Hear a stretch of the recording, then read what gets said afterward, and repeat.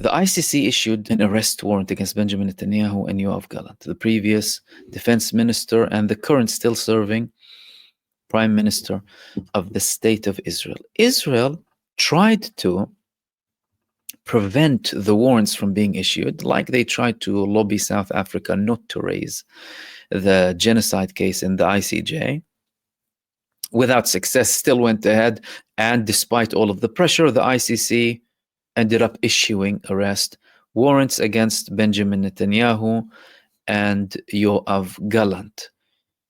But Israel responded, of course, we don't recognize the jurisdiction, the ICC is anti-Semitic, and they are against the only Jewish state, and the typical victim card, and the typical, couple of phrases that they use all the time to try and protect themselves from scrutiny and, pretend like they are above scrutiny. This is what they always use.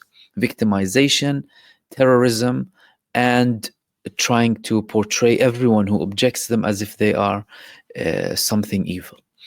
Now, but they're still appealing. Okay, you said the jurisdiction doesn't exist in Israel. You said they're anti-Semitic. You said they're there against you. You said they're flawed. You said the existence and the shape of the ICC, how it's actually formed, is a flawed thing, and they are there against the only Jewish state. Well, why are you complaining then? So they complained. They said, cancel the arrest warrants. Cancel the arrest warrants. Why are they doing that when they don't care, supposedly? Well, they're doing that because it's effective. Clearly, to an extent, it's effective. I mean, the main problem is that these international organizations, the ICJ and the ICC, the main problem with them is the fact that there's no enforcement.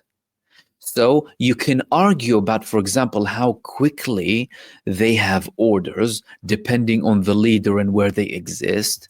You can argue that certain things are flawed, absolutely. But the biggest flaw is the fact that there's no enforcement. Therefore, some people will feel like they can commit whatever they want. But clearly, especially with the response of some countries who bravely said, no, we will actually enforce the order if Benjamin Netanyahu or Yoav Gallant land here, or if any genocidal terrorist soldiers land in our country, we will send them to court or take them to prison. That's effective. That's been effective. And Benjamin Netanyahu, from his side, and also Yoav Gallant, who now resigned and trying to act like he's some writing a biography and whatever, as if it's past him. Now you're still a criminal, all of you. If you've hurt one child, you're a war criminal. Let alone slaughtering over 18,000. So they're still interested in getting rid of it. Why? Because it has an effect. It has an effect. Why? Well, it restricts Benjamin Netanyahu from visiting some countries who are not abhorrent to a level to accept him. Who are not shameful to a level to accept him. A mass murderer, still butchering children to this day, to pieces, butchering children to pieces, every single day. That happens every day in Gaza. And the fact that your mainstream media doesn't show you, that doesn't mean it doesn't exist. And no, they ignore it deliberately as part of the big dehumanization campaign. Ignore, therefore, it doesn't exist. No, it doesn't work like that, I'm afraid.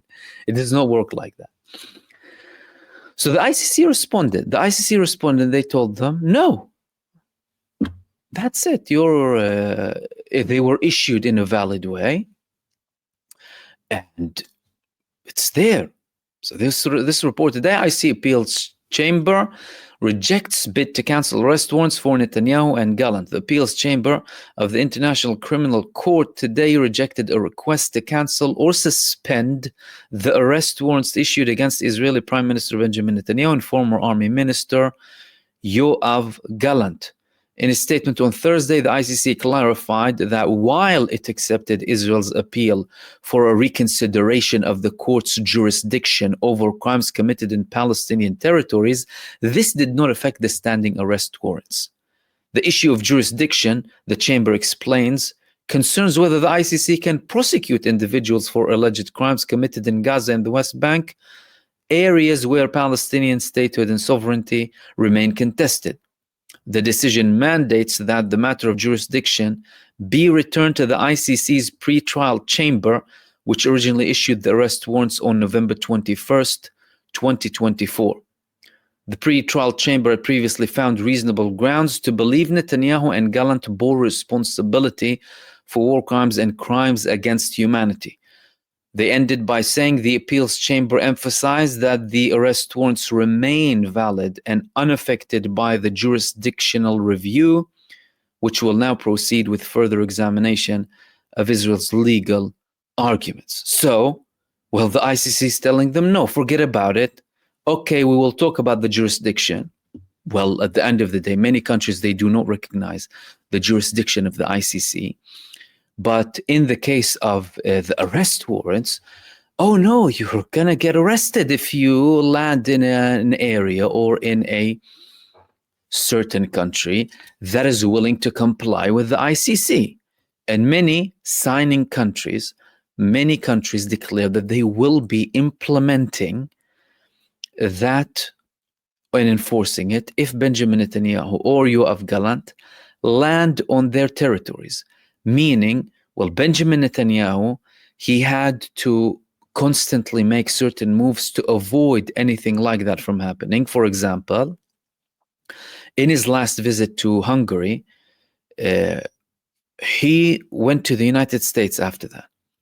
When he went to the United States, he needs to calculate his route.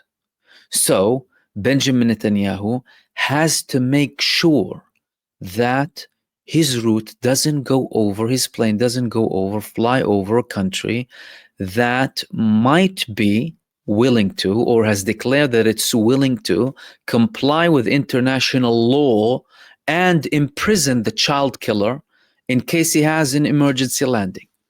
So, long story short, the child killers are worried. The child killers aren't really comfortable, and the child killers are also considering the ICC, despite the fact that they said it's anti-Semitic and we don't recognize the jurisdiction, and a couple of genocide supporters or genocide cartel members across the world said that they are willing to accept Benjamin Netanyahu, and indeed they did. I mean, Britain is doing it secretly, with the foreign minister. They don't declare, typical, British establishment behavior, pretend like we're not doing anything, and, but in other countries, that's a big problem. Therefore, Israel is still trying to make a change with the arrest warrants and potentially cancel them. However, the ICC isn't being cooperative with Israel, at least in relation to the arrest warrants. They're telling them that when it comes to the actual jurisdiction, well, fine. It's an argument that because many countries don't really recognize the jurisdiction, and Hungary, where Benjamin Netanyahu visited, said that they're going to be withdrawing from the ICC. Likewise, there was a report that Belgium would at one point. The United States, forget about the United States, they already have the Hague Invasion Act from the 2000s because they were planning to mass murder Afghanis and Iraqis. Therefore, they said we already have a Hague Invasion Act. If the Hague dares to, issue an arrest warrant and they implement something, we'll invade them and kill them. That's how it works in international law, in American international law.